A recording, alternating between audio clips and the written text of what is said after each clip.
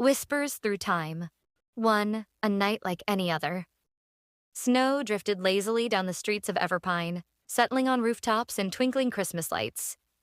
Inside Sweet Pine's bakery, Holly scrubbed flour off the counter, exhaustion settling in her bones. It was past midnight, and she should have gone home hours ago.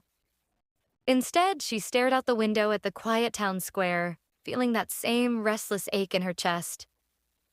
I love this place. But is this it?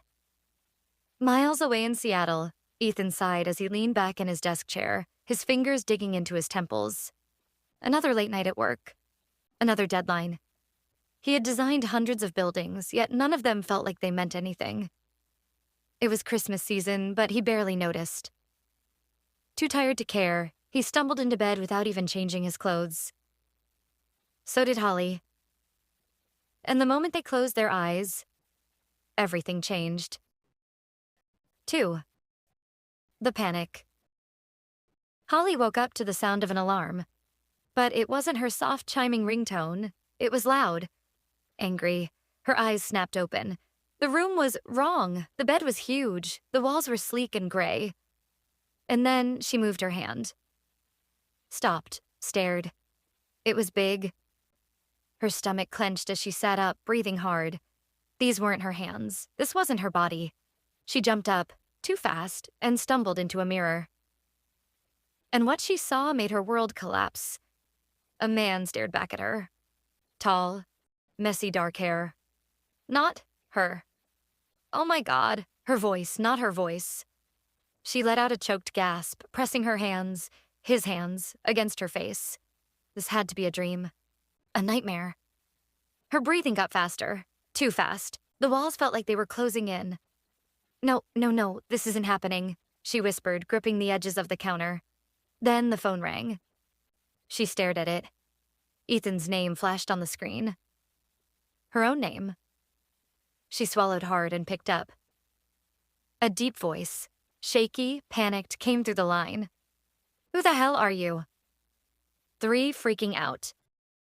20 minutes later, Holly and Ethan were on a video call, both wide-eyed, breathless, and barely keeping it together. I'm dreaming. This isn't real. It can't be real, Ethan muttered, running a hand through her wavy brown hair. You're me? And you're me, Holly whispered, staring at his reflection on the screen. Silence. Then Ethan let out a harsh, humorless laugh. Nope, I refuse. I don't do sci-fi, I don't do magic. Switch us back. Holly threw up her hands. You think I haven't tried? Ethan groaned and rubbed his face. Okay, let's be logical. Logical.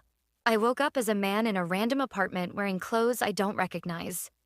And I peed standing up, Ethan. Ethan choked. Oh God, I was terrified, okay? I had to go. They both fell silent. Then Ethan muttered, I haven't gone yet. In your body. Holly gasped. Oh my God, you haven't. I've been holding it in. Can't just... Oh my God. A beat of silence. Then Holly started laughing. Not a normal laugh. A hysterical, losing her mind kind of laugh. Ethan just groaned and dropped his head onto the desk.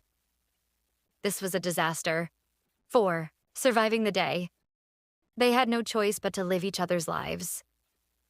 Holly, now Ethan, had to go to his very serious architect job. The moment she walked into the office, someone slapped a folder in her hands. Ethan, we need these plans by 5. Uh-huh, sure, yep, she muttered, flipping through the papers like they meant anything. By noon, she had insulted Ethan's boss, spilled coffee on blueprints, and nearly had a breakdown in a meeting when they asked her opinion on structural integrity. I think buildings should have vibes, she had said. The entire boardroom stared at her. Meanwhile, Ethan, trapped in Holly's body, was in hell. The bakery smelled amazing, but baking? Impossible. Okay, Holly, these cupcakes need the peppermint frosting, Mia said. Ethan picked up a piping bag like it was a foreign object. Cool, yeah, frosting, love that.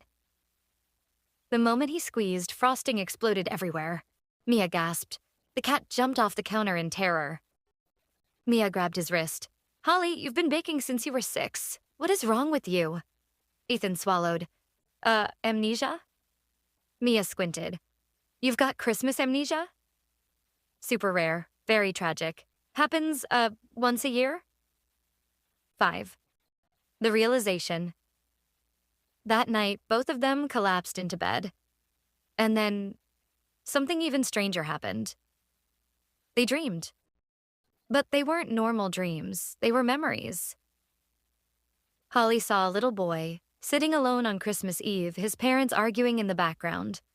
She felt his loneliness. Ethan saw a little girl in a red coat, twirling in the snow, her mother laughing beside her. He felt her joy. Then a flash of a Christmas festival. A boy and a girl standing under a giant tree. You feel familiar? Young Holly whispered in the memory. Ethan woke up with a gasp. 6. Finding each other. Determined, Holly, as Ethan, searched Old Town records. And there it was. A blurry newspaper photo. A lost city boy found at the Everpine Christmas Festival, taken in by a local family for one night. The boy was Ethan. The girl standing next to him? Holly. They had met before, and fate had brought them back together. 7. Christmas Eve.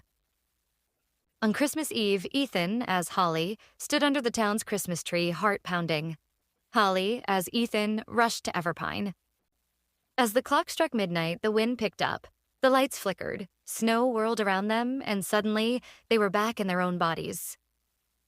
They stood there breathless, staring at each other. You, Ethan whispered. Holly swallowed hard. Me. Then Ethan laughed, a real relieved laugh. I am never drinking black coffee again. Holly grinned, wiping a tear away. And I am never designing a building. Ethan took a slow step forward, then another. And finally, as the Christmas bells rang, he pulled her into a hug. I don't know how or why this happened, he murmured, but I think we were always meant to find each other. Holly smiled into his chest. Took us long enough. And as the town celebrated Christmas Eve, they knew this was just the beginning.